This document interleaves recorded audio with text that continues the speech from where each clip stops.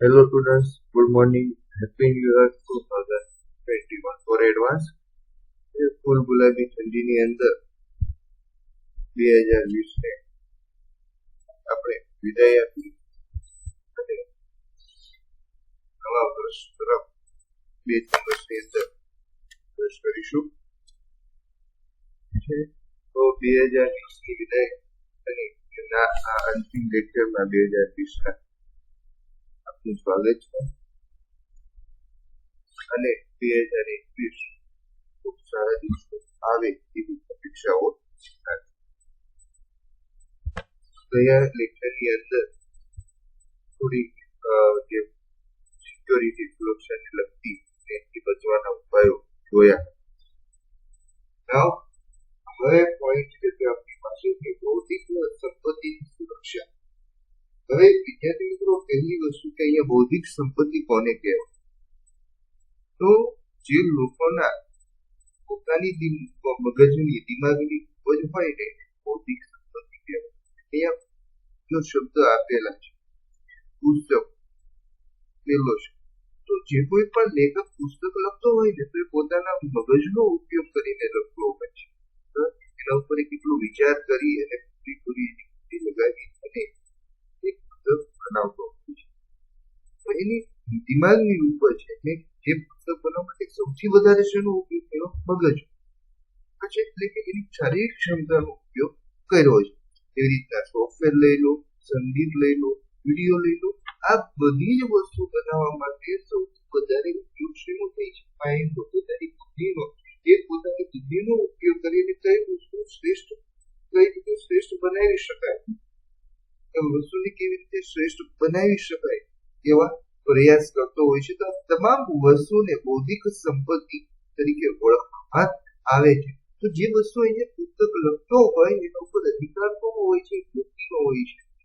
કોઈ વ્યક્તિ પુસ્તક લખે, બીજો વ્યક્તિ આવીને એમ કે મેં લખેલું છે તો ચાલતું નથી. બરાબર? કારણ કે એ પુસ્તક ઉપર સંપૂર્ણ અધિકાર એનો રહેતો હોય છે.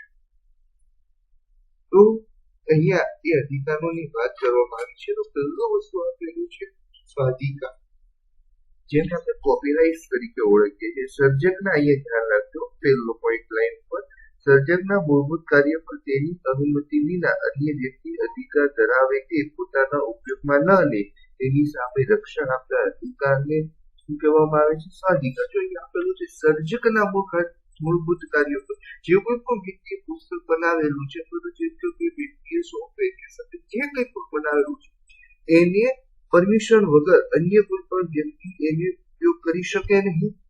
અને એની પરમિશન વગર કોઈ પણ વ્યક્તિ એવું ના કહી શકે કે આ વસ્તુ એ બનાવેલી છે કે એની કોપી કરી શકે. તો આ ખાતે કાયદો બનાવવામાં આવેલો છે, એને કોપીરાઇટ તરીકે ઓળખવામાં આવે, જેને આપણે સ્વાધિકાર તરીકે ગુજરાતીમાં ઓળખીશું.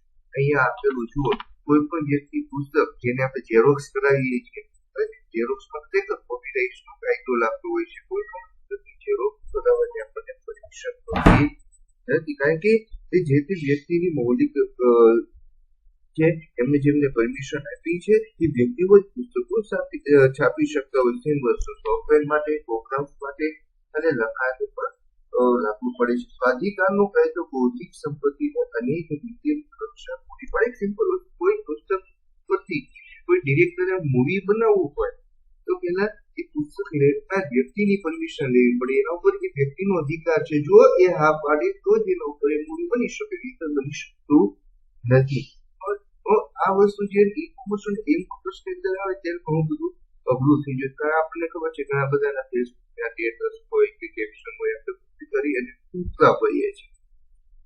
તો અહીંયા ઘણા બધા પ્રોબ્લેમ્સ ઈ-કોમર્સ અને ઈ-કોમર્સની અંદર રહેતું હોય છે. ફોર એક્ઝામ્પલ જો અહીંયા આપેલું છે, તમે સોફ્ટવેર ખરીદ્યું હોય તો આપણને કેટલા અધિકાર આપે છે? તો તેના વિતરણનો અધિકાર આપણને નથી આપતો, સોફ્ટવેરનો ઉપયોગ કરવા માટે આપણને અધિકાર આપતો હોય છે.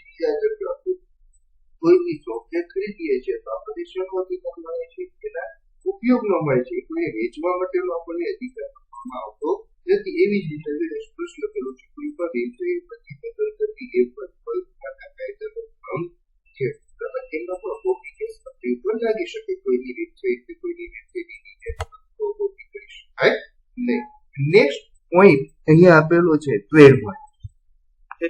તો કોઈ પણ સંસ્થા હોય પોતાની બ્રાન્ડ નેમથી અલગ પાડવા માટે, સ્ટાન્ડર્ડ વસ્તુ હોય એને અલગ પાડવા માટે શેનો ઉપયોગ કરતા હોય છે? ટ્રેડમાર્કનો ઉપયોગ કરતા હોય છે કે એ બ્રાન્ડ એની થઈ એ નામથી અન્ય કોઈ પણ વ્યક્તિ ઉત્પાદન વેચી શકતું નથી. એ ટ્રેડમાર્ક કોઈ પણ હોઈ શકે, સિમ્બોલ હોઈ શકે, ચિહ્ન હોઈ શકે, શબ્દ હોય, નિશાની હોય, સમૂહ હોય કે ચિત્ર હોઈ શકે. એ સ્પેસિફિક છે કે નામથી, એ ટેગથી અન્ય કોઈ પણ ઉત્પાદક હોય એ પોતાનું ઉત્પાદન વેચી શકતો નથી. બરાબર, એ નામથી કોઈ પણ ઉત્પાદન વેચી શકતું નથી. ટ્રેડમાર્કથી ખ્યાલ આવતો હોય છે, રજિસ્ટર માર્કથી ખ્યાલ આવતો છે તે પ્રોડક્ટ જે છે આ બ્રાન્ડની છે, આ ઓરિજિનલ પ્રોડક્ટ છે. એના કેટલાક સિમ્બોલ અહીંયા પણ આપેલા છે, જુઓ TM છે, SM છે, R છે અને અન્ય લોટ્સ ઓફ સિમ્બોલ જે સતત અહીંયા તમને બધા જ ટ્રેડમાર્ક બ્રાન્ડ મોટા ભાગના આપેલા છે. સિવાય જનરલી કયા ઉપયોગ થાય છે? તો TM, R, SM, બરાબર છે, C, P, આ બધા ટ્રેડમાર્ક તરીકે ઉપયોગ લેવામાં આવે. સ્ટાન્ડર્ડમાં એનાથી શું થશે? યાદ રાખજો કે તમારી જે ઓરિજિનલ બ્રાન્ડેડ પ્રોડક્ટ હશે એ અન્ય ડુપ્લિકેટ પ્રોડક્ટ અલગ પડશે. નાઉ નેક્સ્ટ, ડોમેઇન નામની તકરાર. ડોમેઇન નામની સ્પર્ધા એક અન્ય કાયદાકીય મુદ્દો છે. પહેલાના સમયમાં કેવું હતું કે ડોમેઇન નેમ, પહેલા તો ડોમેઇન નેમ શું છે? તો જો www. ની વચ્ચે ક્વેશ્ચન માર્કમાં જે શબ્દ લખાય એને આપણે ડોમેઇન નેમ તરીકે ત્યાં ગણીશું. હવે અહીંયા પરિસ્થિતિ શું થાય? તો પહેલાના સમયમાં કેવું હતું કે જે કોઈ પણ વ્યક્તિ એક કોઈ કંપની ધરાવે છે, ફોર એક્ઝામ્પલ આપણે કોઈ પણ સિમ્પલ કંપની લઈ લઈએ, ટાટા, બરાબર છે. ટાટા નામની કંપની છે, એને હજી વેબસાઇટ રજીસ્ટ્રેશન કરાવેલી નથી. તો કોઈ વ્યક્તિ એની પહેલા આ ટાટા નામનું ડોમેઇન નેમ ખરીદી લે છે. હવે પરિસ્થિતિ શું થાય છે? જ્યારે ટાટા વાળાની આની જરૂર પડે, આ નામની, આ ડોમેઇન નામની ટાટા વાળાની આ જરૂર પડે ત્યારે શું સ્થિતિ થશે? તો એને જે વ્યક્તિએ ખરીદેલું છે એની પાસે ફરીથી ખરીદવું પડશે અને એ જે વ્યક્તિ હશે એ કેવી કિંમત લેશે? ઊંચી કિંમત લેશે. ટાટા જે છે પોતાની બ્રાન્ડ નેમ છે, તો એ પોતાની બ્રાન્ડ નેમ માટે કઈ નવી વેબસાઇટ www.com નહીં લગાવે, એ ટાટા જ લગાવશે. તો ટાટા તો જે વ્યક્તિ પાસે હશે એ વ્યક્તિ ટાટાને વેચવા માટે ખૂબ જ ઊંચી કિંમત લેશે. આવી નાની નાની ઘણી બધી કિંમતો માટે થતું આવ્યું છે. તો અહીંયા છે લોકો દ્વારા ઉપયોગમાં ના લેવાતા હોય તેવા નામની નોંધણી કરાવી લેતા હોય છે. જો રિલાયન્સે વેબસાઇટ બનાવી છે, એ ઉપયોગમાં નથી લેતા, ટાટાએ વેબસાઇટ બનાવી નથી ઉપયોગ કરતા, ડેલ્ટાએ વેબસાઇટ બનાવી તો હજુ એમને ઉપયોગમાં ડોમેઇન નેમ નથી લીધું, તો કોઈ અન્ય સંસ્થાની ડોમેઇન નેમ ખરીદી લે. જ્યારે ખરેખર રિલાયન્સ, ટાટા, ડેલ્ટા વગેરે કંપનીને પોતાના ડોમેઇન નેમની જ્યારે જરૂર પડે ત્યારે એની ઊંચી કિંમતે ખરીદવું પડતું હતું. આ વસ્તુને સાયબર સ્પોટિંગ તરીકે ઓળખવામાં આવે છે. આના માટે પણ કાયદો કરવામાં આવે છે. રજિસ્ટર કંપની હોય એના નામના ડોમેઇન તમે ઊંચી કિંમતે ખરીદી શકો નહીં. ત્યાર પછી નામ બદલવાની સમસ્યા. બીજી કઈ સમસ્યા છે? નામ બદલવા. કોનું નામ? તો જે ડોમેઇન નામ હોય છે એ નામ બદલી નાખવામાં આવે. માઇનોર ભૂલ કરવા, ફેસબુકની જગ્યાએ લખી દેવામાં આવે ફેસબુક. આટલી ભૂલ હોય અને ગ્રાહક ગેરમાર્ગે દોરાઈ શકે, તો જે તે વ્યક્તિ હોય તે ગેરમાર્ગે દોરાય. આનાથી શું થશે કે એ જે ફેસબુકની જગ્યાએ જવાની જગ્યાએ ડુપ્લિકેટ પેજ પર જાય, ફેસબુક પર જાય છે અને ત્યાં પોતાના કોઈ પાસવર્ડ વગેરે ટાઈપ કરી દેતો હોય છે અને જે હોય તે કલાક અથવા જતું રહે છે. તો આના પર સોલ્યુશન રૂપે સેમ કે ડુપ્લિકેટ નામના ડોમેઇન બનાવવા પર પ્રતિબંધ મૂકી દેવામાં આવ્યો છે.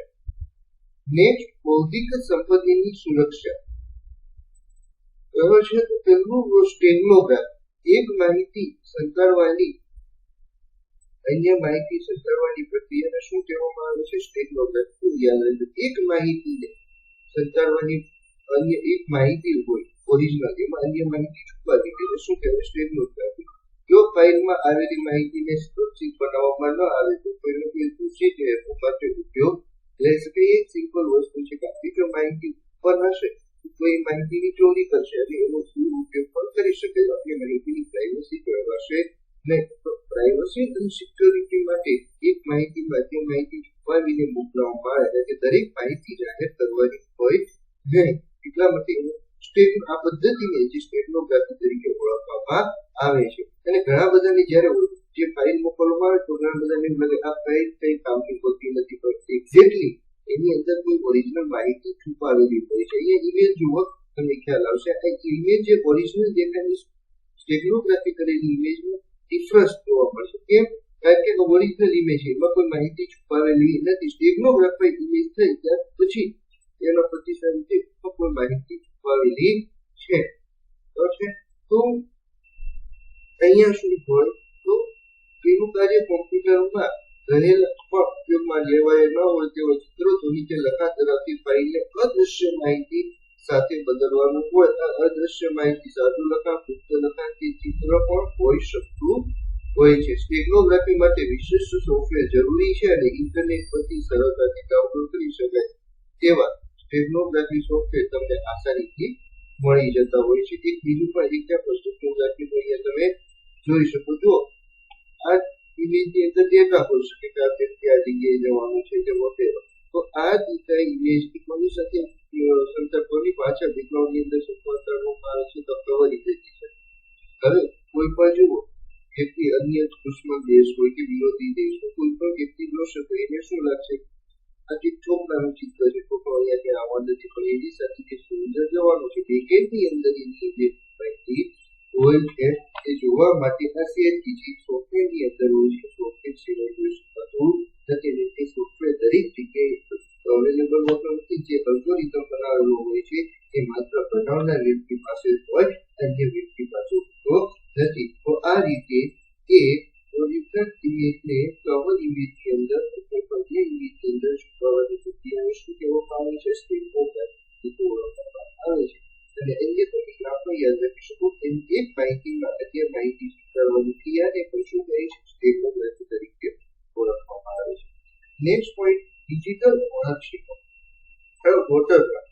હવે જો વોટરમાર્ક એ ડિજિટલ ચિત્ર વોટરમાર્કને અહીંયાથી સમજી લઈએ તો અહીંયા જે નામ લખેલું છે જો આ પોતાની અંદર ક્રોસની અંદર આ જે નામ લખેલું છે પોતાના ક્રોસની અંદર એ જે નામ છે એને શું કહેવામાં આવે છે? વોટરમાર્ક.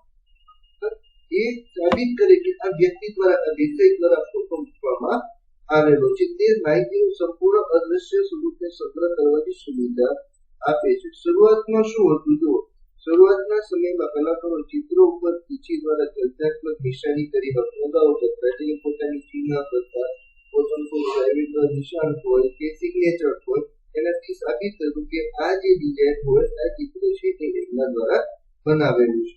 આમ સર્જકની ઓળખાણ માટે વોટરમાર્ક અદ્રશ્ય રીતે મદદરૂપ બને છે.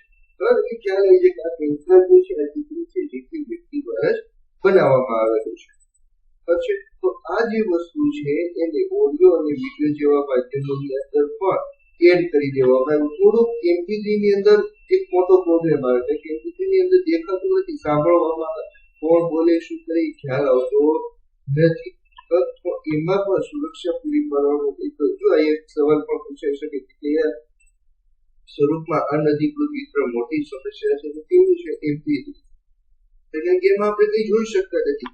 આ જે ચિત્ર હતું એમાં તમને સ્પષ્ટ દેખાય ડિજિટલમાં, ઓડિયોમાં દેખાતું નથી. આ વસ્તુ આપણે વિડીયોની અંદર ઉમેરી શકે, ઓડિયોની અંદર દેખાતું નથી.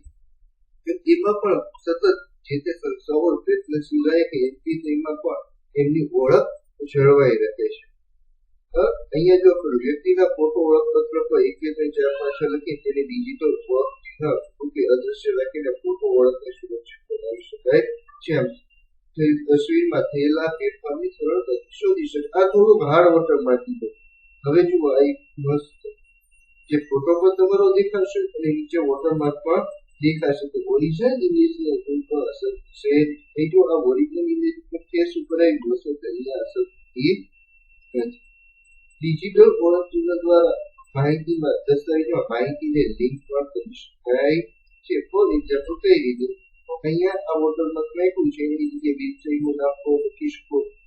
એવી રીતના માહિતીને તમે લિંક કરી શકો. ઉદાહરણ તરીકે જો પાસપોર્ટની અંદર પાસપોર્ટ ધારક વ્યક્તિનું નામ સ્પષ્ટ શબ્દમાં લખાયેલું હોય પરંતુ પાસપોર્ટની તસવીર સાથેના નામને પણ ડિજિટલ ઓળખ ચિહ્નમાં બદલી રાખવામાં આવેલું છે. કારણ કે જો ફોટો સ્કેન કરે તો ફોટોની અંદર દરેક ડિટેલ આવી જાય. પાસપોર્ટ ઓફિસે જાઓ, પાસપોર્ટ ફોટો સ્કેન કરે પાસપોર્ટ સાથે વ્યક્તિનું નામ આ તે હોય તો દરેક વ્યક્તિ દરેક ફ્લાઇટ જો પાસપોર્ટનો ફોટો બદલી નાખેલો હોય એ બદલેલો ફોટો જો સ્કેન કરવામાં આવે તો એમાં કોઈ ડિટેલ મળતી નથી, તો તરત પકડાઈ જાય કે આ ફોટો બદલાયેલો છે, ડુપ્લિકેટ ફોટો આપેલો છે. તે સ્કેન કરી ફોટા સાથેના અદૃશ્યના ચકાસણી પણ કરી શકાય છે અને આ ફોટા એડિટરની મદદથી પણ વોટરમાર્ક મેળવી શકાય છે. આ સાથે 2020 અંતિમ લેક્ચર સાથે આ ચેપ્ટરને પૂર્ણ કરીએ છીએ. તો આખું ચેપ્ટર વિદ્યાર્થી મિત્રો અહીંયા નથી ચાલુ જેટલું 25% સિલેબસ બાદ કરતા આપણને નવા સિલેબસ પ્રમાણે જેટલું આપવામાં આવેલું હતું એટલું ચેપ્ટર આપવામાં આવેલું છે. આજે આપણે અહીંયા રજા લઈએ. આવતા 2021 ના લેક્ચરની અંદર ફરીથી મળીશું. ત્યાં સુધી